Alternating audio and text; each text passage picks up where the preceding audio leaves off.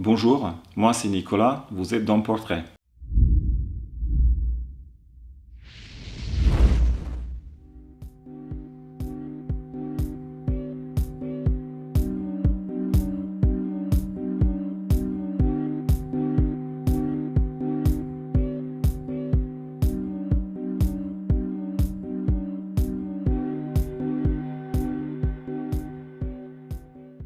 Je suis l'entraîneur de ASUL Volley Lyon depuis 2 ans.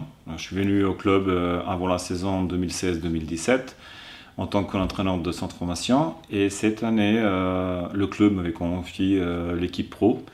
Et donc, j'occupe le rôle de premier entraîneur. Et cet rôle est pour moi un peu complexe. Donc, c'est aussi d'éduquer, former, encadrer les joueurs avec un seul objectif, que l'équipe gagne un maximum de matchs et qu'à la fin de la saison, les joueurs jouent mieux qu'au début de la saison.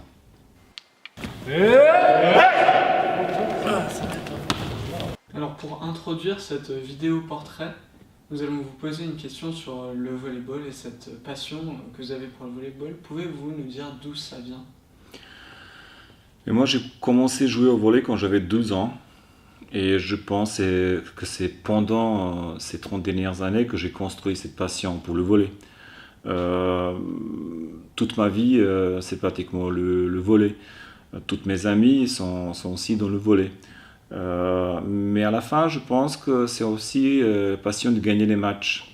Et est-ce que c'est en tant que joueur ou maintenant qu'en tant de l'entraîneur de volley, que là je suis à côté de terrain, c'est pareil.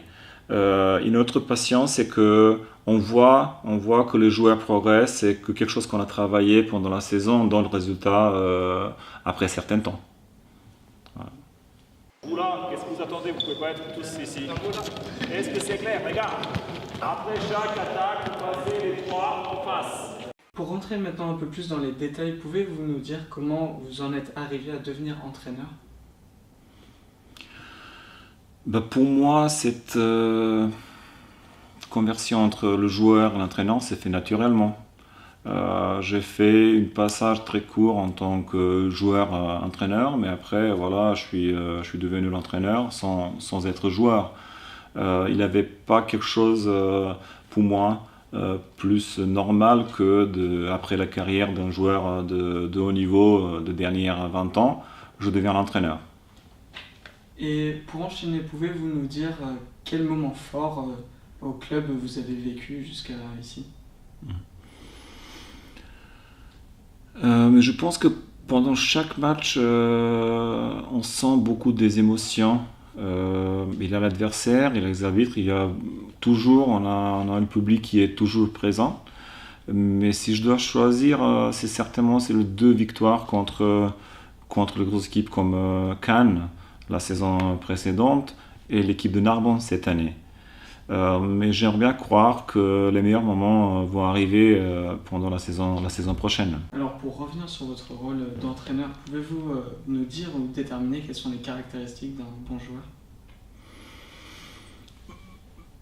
Un bon joueur, il faut qu'il a très bonnes caractéristiques physiques, mentales et techniques. C'est pas toujours le cas pour tous les joueurs. Ils n'ont pas tous les trois caractéristiques en même temps. Mais on cherche le maximum possible chez un joueur. À la fin, je vais citer un ancien international qui a dit que le meilleur joueur de volley sont les joueurs qui font les choses simples parfaitement. Et c'est ça ce qu'on cherche de nos joueurs à faire. Ok, très bien. D'ailleurs, pour parler de tactique d'entraînement, nous avons vu que votre femme, Lara, intervenait à vos côtés en tant qu'adjointe pour entraîner l'équipe des pros. Pouvez-vous nous en dire un petit peu plus sur son rôle, etc. Ça, c'est une longue histoire. Je ne sais pas est-ce que vous avez le temps, mais voilà, c'est une relation qui était construite pendant des années. Donc on a commencé à travailler ensemble tant que j'étais encore l'entraîneur-joueur. Il me fallait quelqu'un pour m'assister à l'entraînement. Et après, on a trouvé qu'avoir 2 entraîneurs d'entraînement augmente la qualité d'entraînement.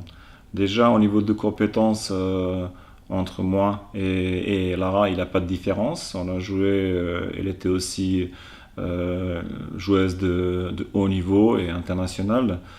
Donc on a le même point de vue par rapport de comment il faut faire les choses, comment il faut faire l'exercice, comment il faut faire certains éléments de volley, et ça aide.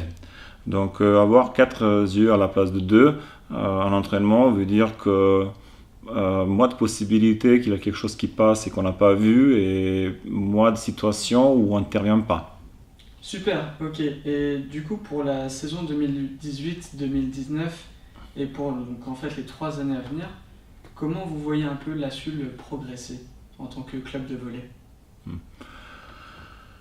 Mais le club d'Assul, c'est le club qui a beaucoup de tradition. Et l'équipe a déjà joué, évolué en Liga. Et je pense qu'il y a une grande ambition de dirigeants de club de retrouver la place en Liga. Ça, c'est aussi une grande motivation pour moi, pour mon adjoint et pour mon équipe. C'est sûr que nous, on aimerait bien jouer le niveau plus haut possible et même chercher le haut tableau et chercher les titres si c'est possible. Bien sûr, ça dépendra aussi de situation financière et comment ça va évoluer la situation dans ce domaine. D'où l'importance justement de cette campagne de crowdfunding que nous allons lancer début juin. Oui, bien sûr. Donc merci pour toutes ces réponses. Dernière petite question pour conclure cette interview. Pouvez-vous en 3 mots décrire les valeurs du club de la SUL? Tradition, passion, ambition.